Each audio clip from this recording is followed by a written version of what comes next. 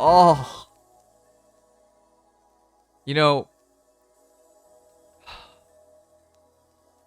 would it be wrong of me if COIL happens and I voted for Plumeria? You guys make fun of me all the time for like simping for characters and whatnot, even though I don't spend any money on this game outside of the pay pass. But I really like Plumeria. I've never like the OC that has captured my attention the most is Freya, but the hero that's closest next to her is Plumeria. There's something about a lewd fairy. She thinks all humans are disgusting, which makes her much more attractive. But I really like her. And this New Year version of her is just adorable. Okay, adorable is not the right word. But you can look at her expressions, just like, she's taking a bit of pleasure out of this. I'm glad for her. I like her a lot. I can't pull for her, though, because she's not necessary for anything. But, yeah, I like Plumeria quite a bit. She's an interesting character. So congratulations on getting plus attack and +1. That's perfect. 43 HP, 62 attack, 18 speed, 18 defense, and 42 res. She is a min-max hero, which you've gone way, way above. First stream bow. I said bro, didn't I? Effective against flying foes.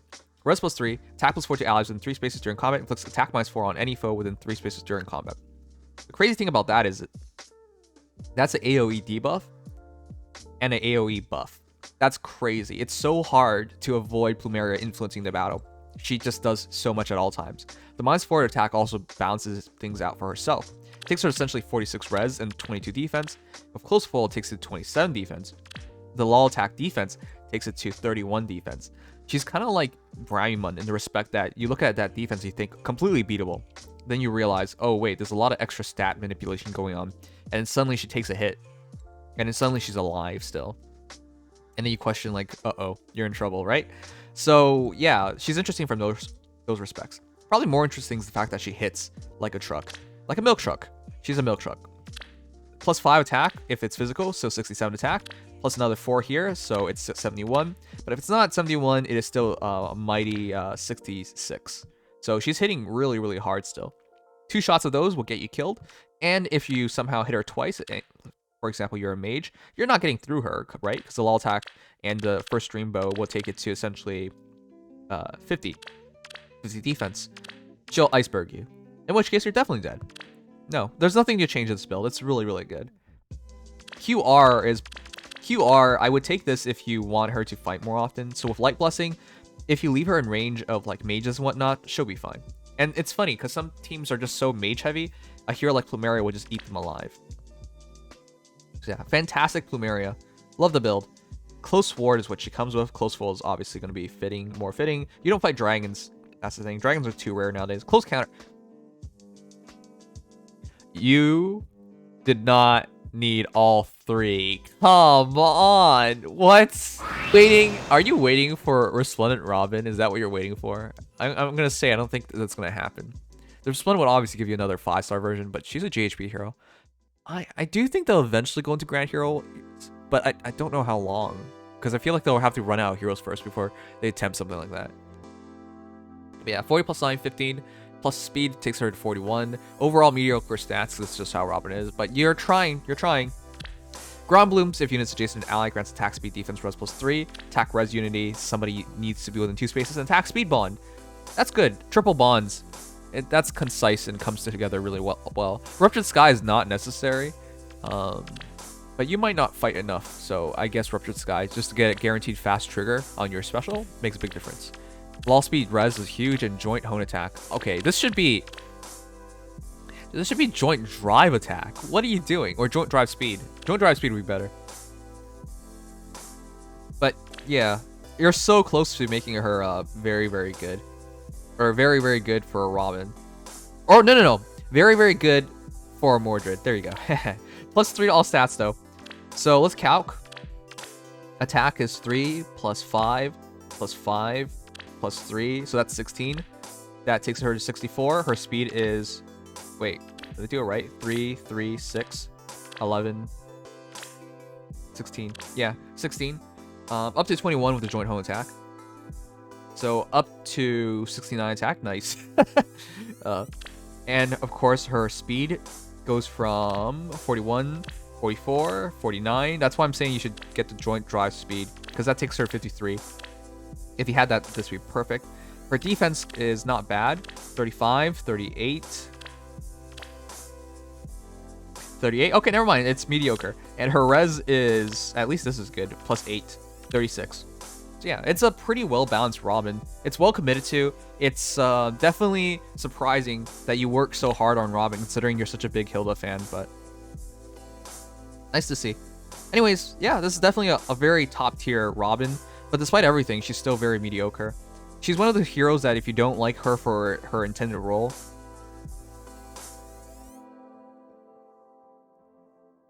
okay, that's a waste. If you don't like her for her intended role, which is to kill colorless heroes, then you're kind of sad, because she's, even with everything, she's kind of mediocre. So I understand. Endearing ally Genny, 40 plus 1 plus 5. 34 HP, 54 attack, 26 speed, 25 defense, and 35 res. I mean, it's not bad. I mean, you're trying to make usage of it. Wow, it's actually really cool, chat. If units within 2 spaces of an ally, attack res plus 5. 2 spaces an ally, attack defense up to 7. Has to have a lot of allies in those cases though. And attack defense bond. So you just play somebody next to her. This is actually pretty nice because her defense is 5 plus up to 7, 12. Can go up to 37, which is respectable. Of course, if she doesn't die in the battle, she has some healing. Restore 7 HP to unit and allies in 2 spaces after combat. So the passive healing goes a long ways. But you gotta fill her up with allies. That's something, this combination you have right now is really good for Aether Raid's defense, because it just makes her a lot harder to deal with. Of course, the passive healing helps a lot. Though, of course, if they bolt tower at you and she falls to 1 HP, she's taking damage, so she'll still die. But still. Overall, not a bad build. Gravity could be really annoying in Aether Raid's defense, so that's something to do. But honestly, the thing you should be doing is stacking up res and attack, because her res can go up to 40, and if you do have similar skills backing it up, she just makes her impenetrable to mages, which is really good. Because as it is, she is very vulnerable to dying to both mages and physical heroes. Though it's not completely easy, but when you're in Aether Raids, a lot of times you fight these super charged up heroes, so. Though with that said, in Aether Raids you get extra HP and defense and res, but I don't know what you have, right? So we'll see. It's an interesting build. It makes use of your plus defense pretty well, but yeah. I think this is fine to keep, but honestly, if you in the future get a better Genny, just go with the better Genny. Ideally, it was plus res or plus attack. That's right. I'm sorry, I feel bad for you. 20 defense plus defense. The sad part is like going plus defense on her hardly matters. I think you have a bit of effective bulk to take kind of a hit, but it hardly makes a difference. So Warrior Princess, for those who don't remember, speed plus 3, attack speed plus 4 to allies within 2 spaces, and if units within 2 spaces an ally grants attack speed plus 4 during combat, inflicts attack speed defense minus 4 on foes within 3 spaces during combat. So yeah, I guess with plus defense, you're pretty well set to take 1 physical hit. As long as you outspeed your opponent, you'll be fine. Warrior Princess wants you to stay near your allies, so attack speed form makes some sense. Aerobatics allows you to stay on top of your allies, Guidance allows them to get on top of you, and Speed Defense Bond just makes full utilization of it. If this was Aether Raid's defense, I'd like it so much more. But for Aether Raid's offense, I would highly doubt you would use her. She is effective against flying and armored, and that gives you quite a bit of utility. But a build like this is best used defensively, I would say. Either way, it's a good Honoka. You're making the most use of her as you can. With the Warrior Princess and attack speed form, that's up to 7, 4, and another 4, 8. So up to 15 extra attack. That's legit. If you hit 63 on Honoka, that's pretty damn legit. If they're armors, they're kind of exploding now. But you still get a hit back 1 time. The problem is, like, even with all this extra bulk, sure, you survive 1 battle, definitely. But the second battle, if you don't one-shot them, you're kind of in trouble, so. That's why Luna's a good pick, so. I don't know. It's a pretty good Honoka. It's just I wish she had a better IV. I would have gone for, like, plus attack or plus speed. That's the reason why I mentioned Aether Raids, because if your Honoka is super dangerous and debuffing the enemy team, making it hard on them, and then she can teleport in with aerobatics and get killed, or move your troops forward with guidance, she can be really, really annoying. But yeah, it's interesting that you did this for your Honoka, but yeah, Aether Raid's offense, it doesn't really matter too much. The rally attack res pluses though, whoa. Overall, it's a good Hinoka. I just would have wished she had better IVs. Yeah, this is committed to. Wow. Wow. Wow. Okay. Wow. Okay. It's a good Hinoka, definitely. Why? 40 plus 2 plus 4. 45 HP, 54 attack, 28 speed, 25 defense, because trait fruit. 41 res. Petrify. Rally defense res plus Astra. Attack defense level 4. Law attack speed 3. Law attack speed. Rouse attack defense and attack Well, the bad news is your speed will never get high enough to